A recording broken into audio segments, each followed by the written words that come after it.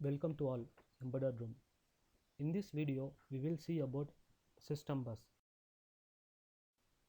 Before going to system bus, every computer can be broken into three parts. First one is CPU, and second one is memory, and third one is I/O devices. This is simplified block diagram for our understanding. Here, CPU, memory, and I/O all are connected to system bus.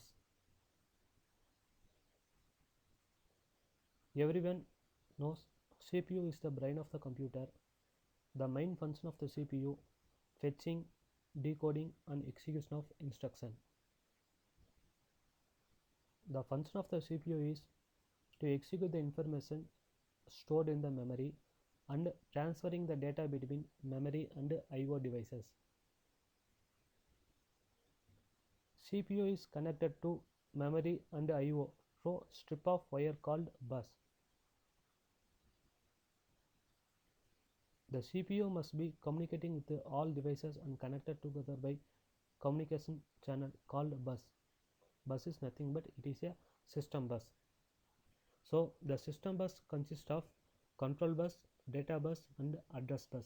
Here address bus only unidirectional. Remaining control bus and data bus are bidirectional one. We will see one by one bus types in upcoming slide.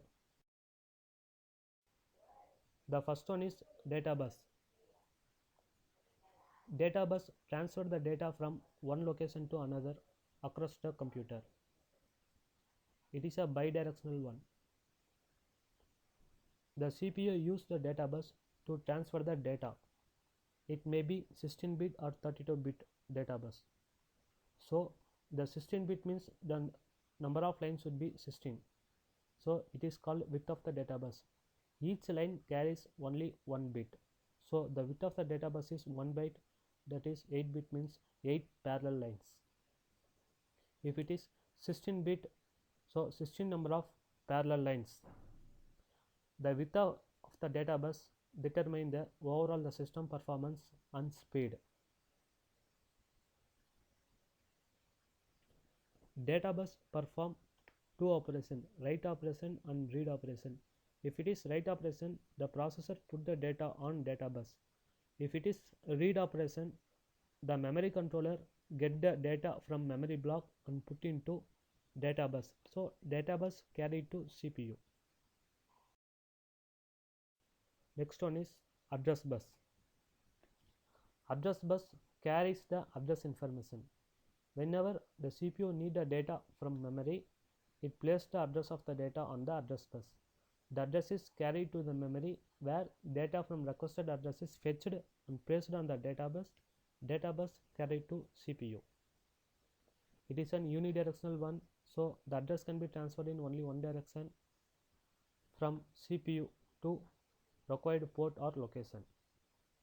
If bus has n address line, then the CPU can use address of 2 power n different memory location. The processor use address bus to perform identifying the peripherals and memory location.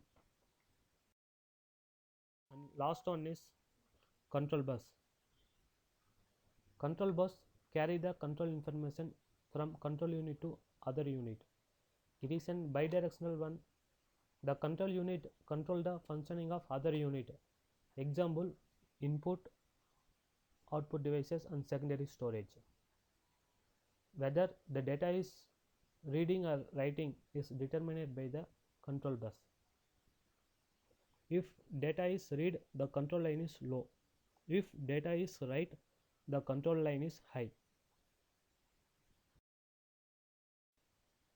So if you have any queries, please mention below mail ID embeddedroom@gmail.com.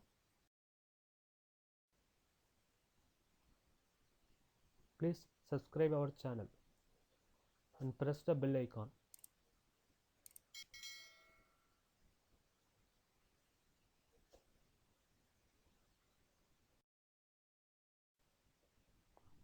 Thank you.